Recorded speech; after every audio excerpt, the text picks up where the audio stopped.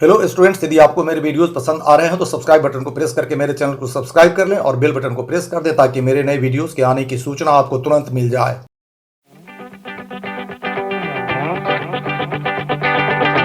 Friends, मेरे YouTube channel पर आप सबों का बहुत बहुत स्वागत है।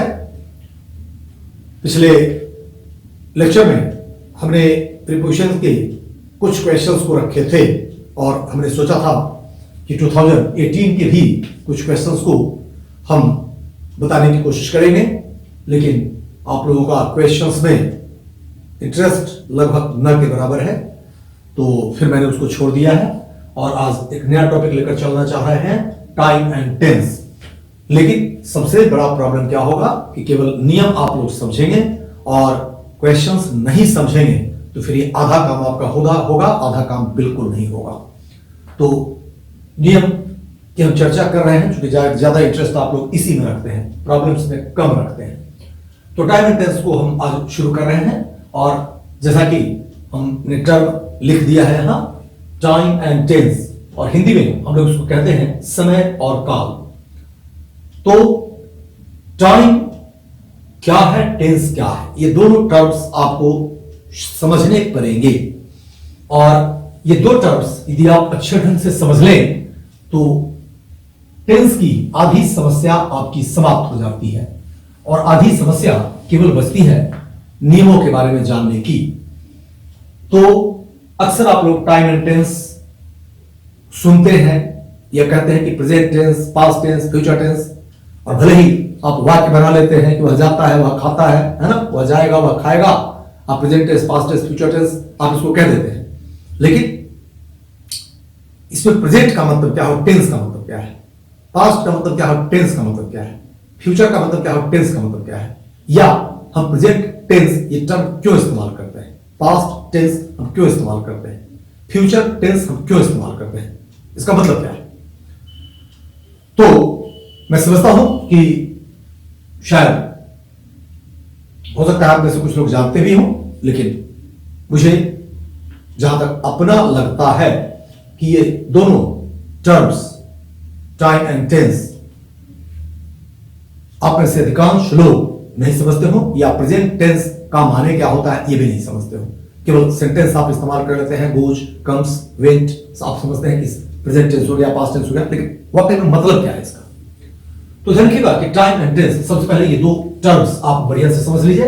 ये दोनों में डिफरेंसेज हैं, वो पहले हम समझा देते हैं, और दोनों में रिलेशन क्या है।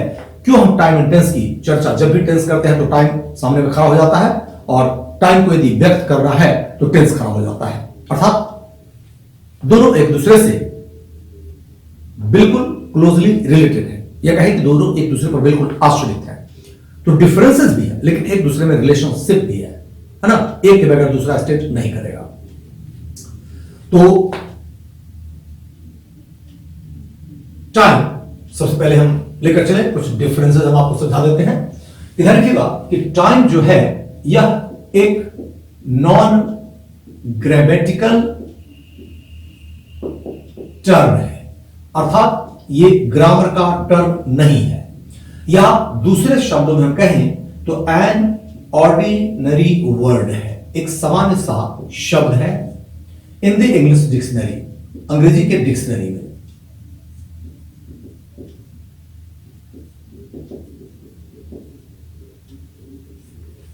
एक सामान्य सा शब्द है ये समय। टेंस जो है ये सामान्य शब्द नहीं है।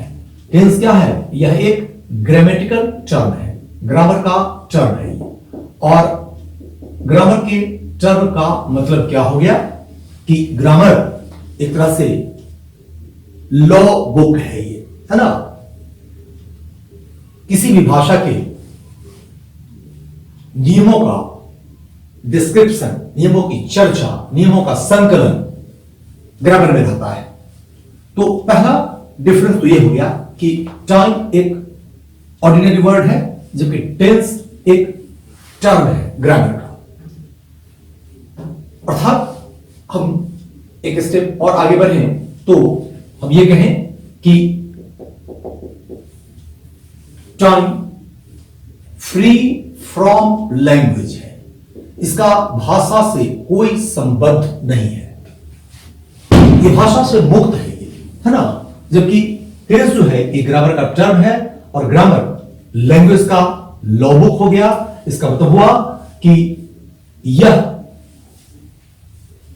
एसोसिएटेड विथ लैंग्वेज है, यह भाषा से संबद्ध है।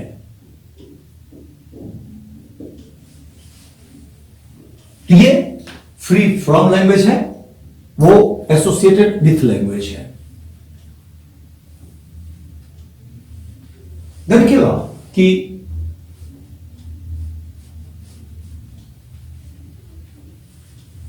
टाइम, इससे गुजरने वाले क्षणों का बोध होता है, अर्थात टाइम से passing of days, weeks, months, years आदि, है ना, इनका बोध होता है। जबकि टेंस से डिफरेंट फॉर्म्स ऑफ वर्ब्स का बोध होता है, ये वर्ब के विभिन्न रूपों का बोध कराता है। डिफरेंट फॉर्म्स ऑफ वर्ब्स का बोध होता है इससे। जैसे इंग्लिश की हम बात करें तो इंग्लिश में आप देखते हैं कि जनरली वर्ब्स के 3 फॉर्म्स की चर्चा ग्रामर के किताबों में लोग करते हैं, लेकिन एक्चुअली कुल मिलाकर इसके 5 फॉर्म्स होते हैं, माने जाते हैं, जिनको हम लोग V1, V2, V3, V4 और V5 के नाम से जानते हैं। तो V1 की खासियत क्या होती है कि यह प्रेजेंट टेंस और प्लूरल फॉर्म कहलाता है। प्रेजेंट टेंस और प्लूरल फॉर्म है ये, जिसको जैसे हम कहें कि गो, है ना, तो V1 इसको कहा जाता है। V2 जो है ये पास्ट फॉर्म कहलाता है, और पास्ट फॉर्म का मतलब हो गया कि जैसे हम कहें वेंट, तो ये V2 रूप या पास्ट फॉर्म रूप कहलाता है। V3 रूप जो है ये पास्ट पार्टिसिपल फॉर्म कहलाता है, और पास्ट पार्टिसिपल फॉर्म में गो का V3 रूप अर्थात पास्ट पार्टिसिपल रूप गॉन हो जाता है, तो ये हमारा V3 रूप हो जाता है। इस तरह से हम V4 की बात करें तो V4 जो है ये प्रेजेंट पार्टिसिपल रूप कहलाता है। तो प्रेजेंट पार्टिसिपल रूप, इसमें ING वर्ब में लगा होता है, इसको हम लोग प्रेजेंट पार्टिसिपल रूप वर्ब का कहते हैं। और गो का जैसे हम कहें गोइंग, तो ये प्रेजेंट पार्टिसिपल रूप आपका कहलाता है। V5 रूप क्या होता है? Present tense third person singular रूप होता है, अर्थात इसका भी टेंस प्रेजेंट ही होता है। प्रेजेंट टेंस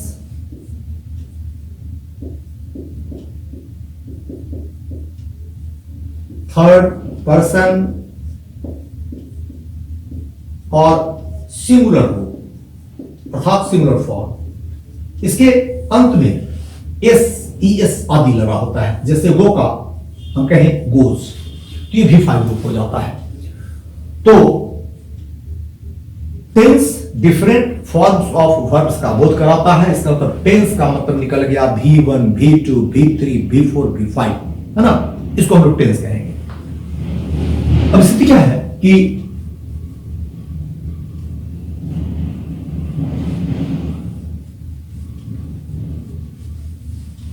टाइम एक यूनिवर्सल कॉन्सेप्ट है।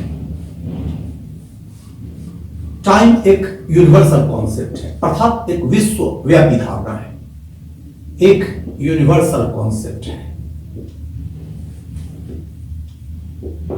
लेकिन टेंस यूनिवर्सल कॉन्सेप्ट नहीं है, ठीक है। टेंस की स्थिति क्या है कि टेंस में vary from language to language, language to language. Tense अलग अलग भाषा में अलग अलग हो सकता है। तो टाइम एक विश्वव्यापी धारणा है, टेंस विश्वव्यापी धारणा नहीं है। ठीक है, या थोड़ा यहां एक पॉइंट और ऊपर मेंशन कर देता और आपको आसानी होगी समझने में कि यह एक नॉन यूनिवर्सल कॉन्सेप्ट है। और नॉन यूनिवर्सल कॉन्सेप्ट से हमारा तात्पर्य यहां क्या है कि टेंस में vary from language to language. Tense अलग अलग भाषा में अलग अलग हो सकता है। अब जैसे ध्यान देना है कि हम हिंदी की बात करें और इंग्लिश की बात करें, थोड़ा सा हम इसको रिलेट कर देते हैं, आप समझने की कोशिश कीजिए, ये अंतर आपको समझ में आएगा कि हम क्या कहना चाहते हैं। जैसे हिंदी में हम जाना क्रिया को लें और जाना क्रिया को यदि हम लेते हैं और इसका यदि हम फ्यूचर टेंस बनाना चाहें तो जाना क्रिया का क्या क्या रूप हमको दिखाई पड़ सकता है फ्यूचर में। फर्स्ट पर्सन हम लेना चाहेंगे तो जाऊंगा, जाऊंगी, जाएंगे, जाएंगी,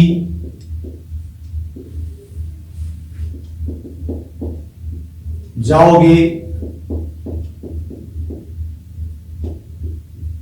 जाओगी,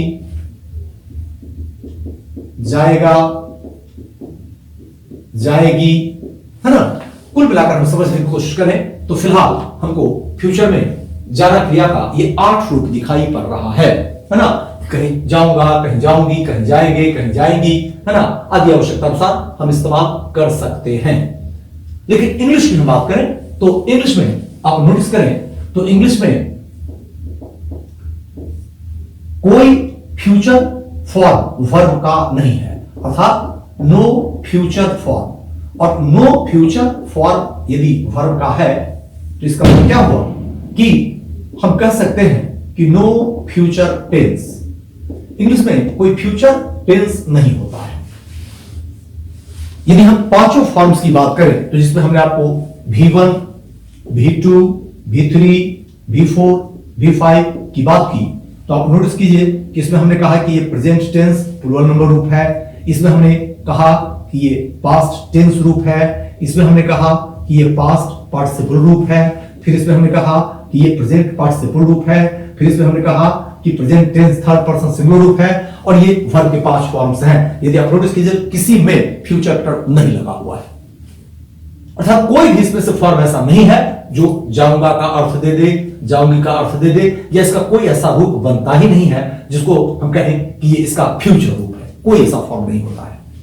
तो इसका मतलब क्या हुआ कि हिंदी में जहां इतने फॉर्म हमको फ्यूचर के दिखाई पड़ रहे हैं, इंग्लिश में एक भी फॉर्म दिखाई नहीं पड़ रहा है।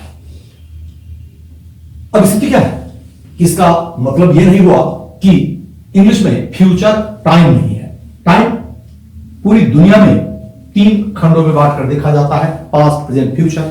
ठीक है, तो स्वाभाविक है कि इंग्लिश वालों के लिए भी फ्यूचर टाइम है, हिंदी वालों के लिए भी फ्यूचर टाइम है, दुनिया की किसी भाषा बोलने वाले व्यक्ति के लिए फ्यूचर टाइम तो है, टाइम तो यूनिवर्सल है।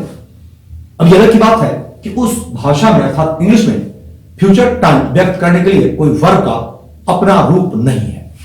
तो हम लोग यहां भी अंतर समझने की कोशिश करें तो इतने फॉर्म्स हमको हिंदी में दिखाई पड़ रहे हैं, अर्थात 8 फॉर्म्स फ्यूचर में दिखाई पड़ रहे हैं। लेकिन इंग्लिश में जाऊंगा, जाएंगी आदि का अर्थ यदि लेना होता है तो हमने कहा कि अपना इसका मूल कोई रूप है ही नहीं जिसको हम लोग फ्यूचर टेंस कहें। तो फ्यूचर टाइम को बताने के लिए हम लोग इंग्लिश में क्या करते हैं कि सहायक क्रिया शैल और विल का प्रयोग करते हैं। और शैल विल ध्यान रखना है कि ये मॉडल्स हैं, और मॉडल्स का नामकरण इसलिए किया हुआ है कि मॉडल्स डिफरेंट प्रकार के वाक्य बनाने में मदद तो करता ही है, साथ ही साथ ये मूड बताने का काम करता है, मिजाज बताने का काम करता है ना। तो मूड से ही बना हुआ है मॉडल। ठीक है, अर्थात ये मूड बताने वाला ऑक्सिलरी सिस्टम है। लेकिन शैल का मूड बताने के अलावे जो फंक्शन है वो फंक्शन है कि ये फ्यूचर टेंस बनाने के लिए मूल क्रियाओं की मदद करता है, और मूल क्रियाएं इसके साथ हमेशा V1 रूप में आती हैं। तो स्वाभाविक है कि ये V1 जो है ये तो प्रेजेंट टेंस है, ये फ्यूचर टेंस तो है नहीं। तो यहां क्या हो रहा है कि यह V1 अर्थात जो प्रेजेंट टेंस फॉर्म है इसको शैल या विल मदद कर देता है। किस काम करने में, फ्यूचर टेंस बनाने में। इसलिए शैल विल को हम लोग फ्यूचर मार्कर्स के नाम से भी जानते हैं। अर्थात कहीं भी जैसे हिंदी में गागे दिखाई पड़ जाता है तो हम लोग समझते हैं कि फ्यूचर टेंस है, उसी तरह से इंग्लिश में कहीं भी शैल विल दिखाई पड़ जाता है तो हम लोग समझ लेते हैं कि ये फ्यूचर टेंस है। फ्यूचर को वो मार्क कर देता है, बताता है कि फ्यूचर टेंस में वर्ब फॉर्म आने जा रहा है। तो समझने के लिए हम लोग सहूलियत के लिए मान लेते हैं कि शैल विल प्लस V1 ये हमारा फ्यूचर फॉर वर्ब का हो गया। ये हम समझने के लिए मान लेते हैं, ठीक है। लेकिन एग्जैक्टली कोई future form, future tense English में होता नहीं है। तो शैल विल की मदद से हम लोग फ्यूचर टेंस बनाते हैं, ये ध्यान देना है। तो यहां भी हम अंतर देख रहे हैं कि हिंदी में जब गागे की हमने जोड़ दिया तो हमारा फ्यूचर फॉर्म बन गया, लेकिन इंग्लिश में वही काम करने के लिए हमको शैल विल का प्रयोग करना पड़ता है। लेकिन फिर हम ध्यान दें कि यदि ये 8 फॉर्म्स हैं, इनके लिए भी यदि हम फ्यूचर इंग्लिश में बनाना चाहें तो मात्र 2 ही फॉर्म्स हमको दिखाई पड़ेगा, शैल गो पॉसिबल है या विल गो पॉसिबल है। अर्थात ये इंग्लिश में 2 ही फॉर्म्स हैं, लेकिन हिंदी में हम देख रहे हैं कि हमारे पास 8 फॉर्म्स हैं। यही कारण है कि हमने कहा कि टाइम यूनिवर्सल है, टेंस यूनिवर्सल नहीं है। टेंस अलग अलग भाषा में अलग अलग हो सकता है। तो अब सवाल उठता है कि जो टाइम है ये 3 प्रकार के स्थितियों में बटा हुआ है। पूरी दुनिया में समय को हम लोग 3 वर्गों में बांट कर ही देखते हैं, ठीक है। तो टाइम जो हमारा है ये ध्यान रखना है कि या तो गुजरा हुआ समय पास्ट है, या चलने वाला समय प्रेजेंट है, या आने वाला समय हमारा क्या है, फ्यूचर है। तो ये 3 टाइम है, ठीक है। और एक तरफ क्या है, टेंस है। तो टेंस ध्यान देना है कि टेंस हमने कहा कि ये क्या है, ये एक्चुअली वर्ब फॉर्म्स है ना। V1, V2, V3, V4, V5 ये सब जो है आपका उसी को टेंस हम कहते हैं। जबकि टाइम हमारा पास्ट प्रेजेंट फ्यूचर हो गया। तो सवाल है कि टाइम और टेंस दोनों में रिश्ता क्या है। ध्यान रखिएगा कि टेंस जो है एक वर्ब फॉर्म है और tense tells us the time of an action. तो टेंस हमें किसी कार्य के होने का समय बताता है। अर्थात टेंस से ही हमको पता चलता है कि कोई घटना पास्ट की है या प्रेजेंट की है या फ्यूचर की है। और उसी तरह से यदि आपको पता है कि कोई घटना प्रेजेंट की है तो उसके अनुरूप आपको टेंस का एक एप्रोप्रिएट रूप इस्तेमाल करना पड़ेगा, अर्थात वर्ब का एक रूप इस्तेमाल करना पड़ेगा। पास्ट टाइम है तो उसके हिसाब से वर्ब का रूप इस्तेमाल करना पड़ेगा, और फ्यूचर टाइम है तो उस हिसाब से आपको वर्ब का एक रूप इस्तेमाल करना पड़ेगा। तो यही वजह है कि जब प्रेजेंट टाइम को हम एक्सप्रेस करना चाहते हैं, पास्ट टाइम को एक्सप्रेस करना चाहते हैं, फ्यूचर टाइम को एक्सप्रेस करना चाहते हैं, तो सबों के लिए हमको टेंस की जरूरत पड़ती है। और यही कारण है कि जब हम पास्ट टाइम को एक्सप्रेस करना चाहते हैं तो इसके लिए हमको पास्ट टाइम बताने वाला वर्ब का रूप चाहिए। प्रेजेंट टाइम को हम एक्सप्रेस करना चाहते हैं तो प्रेजेंट टाइम बताने वाला वर्ब का रूप चाहिए, और फ्यूचर टाइम हम बताना चाहते हैं तो फ्यूचर बताने वाला हमको वर्ब का रूप चाहिए, ठीक है। और ये सारे वर्ब के फॉर्म्स जो हैं वो इकट्ठे टेंस कहलाते हैं। इसका मतलब हुआ कि यहां हम नोटिस करें तो यही टाइम का एक शब्द हमने पास्ट लिया है और यहां वर्ब फॉर्म जो है वो टेंस है। इसी दोनों को जब हम जोड़ते हैं तब एक नामकरण हमको मिल जाता है, past tense, present tense, future tense, ठीक है। तो जब हम कहते हैं प्रेजेंट टेंस तो इसका इंप्लाइड मीनिंग ये निकलता है कि प्रेजेंट टाइम बताने वाला वर्ब का रूप। जब हम कहते हैं पास्ट टेंस तो इसका निहित भाव होता है कि पास्ट टाइम बताने वाला वर्ब का रूप, और जब हम कहते हैं फ्यूचर टेंस तो इसका निहित अर्थ होता है फ्यूचर टाइम बताने वाला वर्ब का रूप। इसका मतलब हुआ कि पास्ट प्रेजेंट फ्यूचर जो है ये टाइम है और टेंस क्या है, वर्ब का रूप है। तो सामान्य तौर पर होता क्या है कि यदि हम पास्ट टाइम बताना चाहते हैं तो वर्ब का पास्ट रूप, प्रेजेंट टाइम बताना चाहते हैं तो वर्ब का प्रेजेंट रूप, फ्यूचर टाइम बताना चाहते हैं तो वर्ब का फ्यूचर रूप इस्तेमाल हमको करना चाहिए, ठीक है। अब जैसे हम कोई पास्ट की घटना बताना चाहते हैं कि वह घर गया। अब हिंदी में आपको पता है कि गया का मतलब है कि आप समझ लेते हैं कि ये पास्ट टाइम है ना। और पास्ट टाइम के कारण आपने जो फर्क का फॉर्म इस्तेमाल किया है ये पास्ट टेंस फॉर्म कहलाएगा, ठीक है, अर्थात पास्ट टाइम बताने वाला वर्ब का रूप, ठीक है। तो इसको हम लोग कहेंगे कि यहां ये पास्ट टेंस फॉर्म वर्ब का इस्तेमाल किया गया है, ठीक है। तो टेंस हमने कहा कि वर्ब का रूप है, पास्ट इसमें टाइम है, तो टाइम हमारा पास्ट है तो वर्ब का रूप भी हमने पास्ट वाला ही लगा दिया, इसलिए इसको हम लोग पास्ट टेंस वर्ब कहेंगे।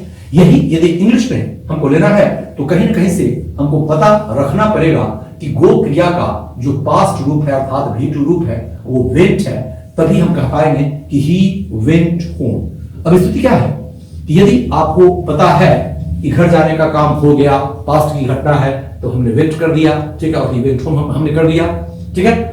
इस तरह समझ के लिए हमको दिया रहता है कि ही वेंट होम, तो इससे हम ये समझ लेते कि घर जाने का काम जो इसका है वो पास्ट का काम है, क्योंकि ये वेंट जो है ये V2 है ना, और V2 क्या करता है, पास्ट टाइम को बताता है। यहां टेंस हमने इस्तेमाल किया पास्ट का, ठीक है, और टाइम हमको पास्ट निकल गया, ठीक है। जैसे चलिए थोड़ा सा और हम इसको क्लियर कर दें।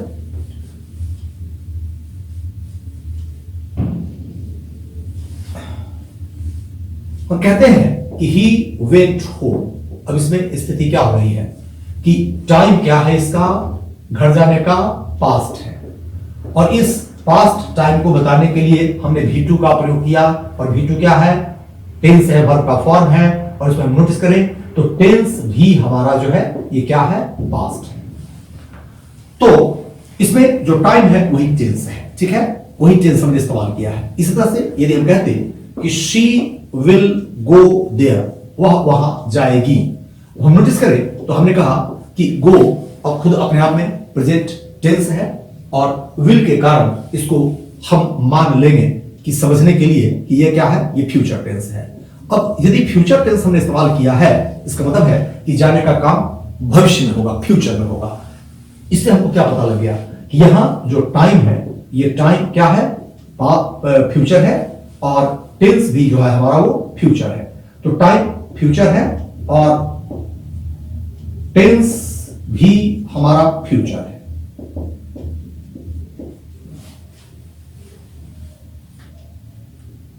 तो इस स्थिति में हम देख रहे हैं कि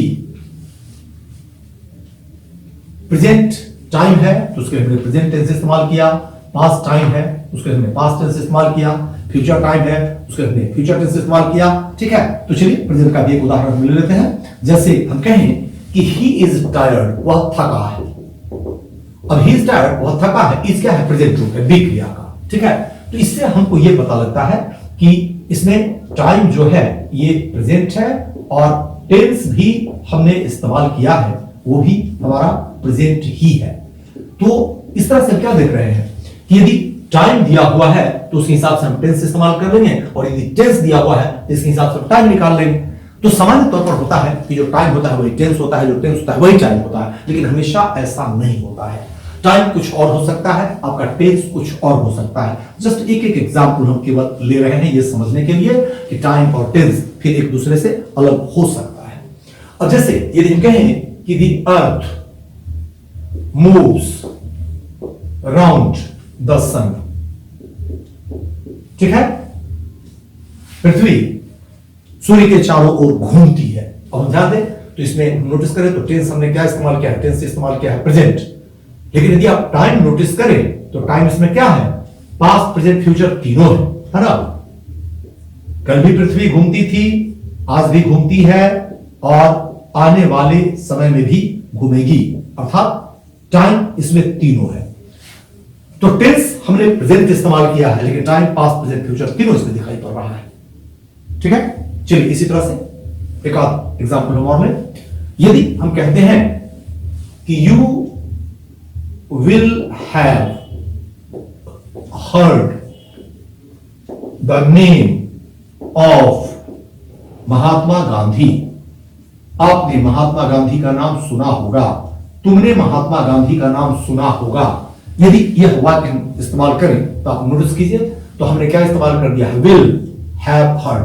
अब ये भी फ्यूचर मार्कर है, इसका मतलब यह वाक्य जो है हमारा ये फ्यूचर टेंस में है। फिलहाल हम ये नहीं बताना चाह रहे हैं कि फ्यूचर में भी कौन रूप, क्योंकि प्रेजेंट पास्ट फ्यूचर है ना, ये 3 टाइम है और इनके भी अलग अलग स्टेजेस हैं, ठीक है। तो केवल हम ये बताना चाह रहे हैं कि इसमें फ्यूचर टेंस है, ठीक है। लेकिन हम नोटिस करें तो टेंस हमारा जो है ये फ्यूचर है इसमें इस्तेमाल, ठीक है। लेकिन यदि आप टाइम नोटिस करें तो टाइम इसमें क्या है, सुना होगा, एक्चुअली टाइम इसमें आपका पास्ट आया हुआ है। तो टेंस हमने इस्तेमाल किया फ्यूचर, लेकिन टाइम निकाला है पास्ट। चलिए एक आध एग्जाम्पल हम और ले लें। जैसे कहते हैं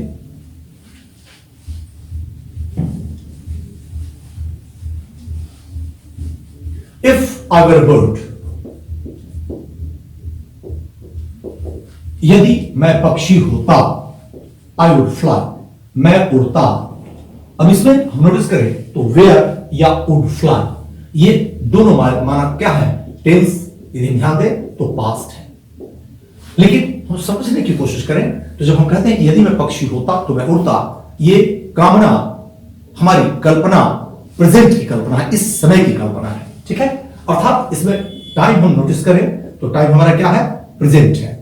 और ये अलग की बात है कि इस प्रेजेंट में यहां पे रियल सिचुएशन नहीं है, अनरियल सिचुएशन है, अवास्तविक परिस्थिति है, काल्पनिक परिस्थिति है ना, ये स्थिति हमको दिखाई पड़ रही है। तो कुल मिलाकर अब हम केवल निष्कर्ष के रूप में बताना चाहें तो एक सामान्य सी बात हुई कि जो टाइम होता है वो टेंस होता है, जो टेंस होता है वो टाइम होता है। यदि टाइम हमको दिया हुआ है तो उसके हिसाब से हमको टेंस इस्तेमाल कर लेना है, और यदि टेंस दिया हुआ है तो उसके हिसाब से हम टाइम निकाल लेंगे कि इसका टाइम क्या है, ठीक है।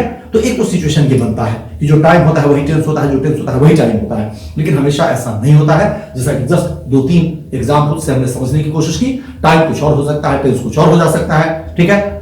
तो आपको कहीं ना कहीं से टेंस की बहुत बारीकी से जानकारी डेवलप करनी पड़ेगी, क्योंकि किसी भी भाषा की रीढ़ होती है टेंस। ध्यान रखना है, दुनिया का कोई भी ऐसा वाक्य नहीं है जो बिना टेंस का बनता हो। क्यों? क्योंकि कोई ना कोई दुनिया की बात की आप चर्चा करते हैं तो वह चर्चा या तो पास्ट की होगी, या प्रेजेंट की होगी, या फ्यूचर की होगी। 3 ही टाइम होते हैं, कोई चौथा टाइम तो होता नहीं है, ठीक है। तो स्वाभाविक कि कोई भी घटना की आप चर्चा करेंगे तो इन 3 टाइम के पार्ट में ही सिमटा हुआ होगा, और इन तीनों टाइम को बताने के लिए हमको हर हाल में टेंस चाहिए ही चाहिए। तो सीधी बात है, दुनिया का कोई भी वाक्य ऐसा नहीं है जो बिना टेंस का बनता है। तो इस तरह से किसी भी भाषा की रीढ़ होती है टेंस। बाकी जितने भी शब्द या शब्द समूह हैं वो सब आवश्यकता अनुसार भाषा सीखने के लिए, जानने के लिए और चीजों की भी जानकारी हमको डेवलप करनी पड़ती है, करनी पड़ेगी। लेकिन कुल मिलाकर हमको टेंस को बहुत बढ़िया से समझना पड़ेगा, तभी आप लैंग्वेज समझ पाएंगे, है ना। तो आज चर्चा नहीं छोड़ेंगे, अगले क्लास में फिर हम प्रेजेंट पास्ट फ्यूचर के जो डिफरेंट वैरायटीज होते हैं, डिफरेंट काइंड्स होते हैं, उनकी चर्चा करेंगे और एक एक करके हम टेंस को समझाने की कोशिश करेंगे। लेकिन आप लोग बहुत सीरियसली काम कर पाइएगा तभी लाभ होगा, ठीक है। अन्यथा बस सीधे सोचिएगा कि चलो कुछ देख लिया हो गया, नहीं होगा इससे, ठीक है। तो आज डिस्कशन हम यही छोड़ेंगे। लेकिन जैसा कि हर वीडियो के अंत हम कहते हैं कि वीडियोज यदि आपको फायदे पहुंचा रहे हैं तो आप लोग निश्चित रूप से लाइक करें, सब्सक्राइब करें और मित्रों के साथ शेयर करें, अपने कमेंट्स भी अवश्य लिखें, ठीक है। और ज्यादा से ज्यादा वीडियोस आप लोग देखें, क्योंकि आप लोग के व्यूज से मुझे पता चलता है कि आप क्या लाइक करते हैं, क्या नहीं लाइक करते हैं, ठीक है। और कितना सिंसियर आप हैं, ये भी आपके व्यूज से हमको पता लगता है। तो बहुत सिंसियरली आप लोग काम कर सकते हैं, ठीक है। तभी फिर मैं भी मेहनत कर पाऊंगा। अन्यथा लगेगा कि आप लोग बहुत इसको कैजुअली ले रहे हैं तो फिर मुझे भी बहुत मेहनत करने की आवश्यकता नहीं पड़ेगी, ठीक है। तब इसको हम थोड़ा वेट एंड वॉच में आप लोग साथ लगे हुए हैं कि आप लोग क्या रिस्पॉन्स लेते हैं, फिर उसके हिसाब से हम आगे अपना कार्यक्रम बढ़ाएंगे, ठीक है। तो कोशिश कीजिए, आप लोग कुछ मेहनत में कर रहा हूं तो थोड़ा आप लोग सीखें। चलिए आज यही तक, बहुत बहुत थैंक्स।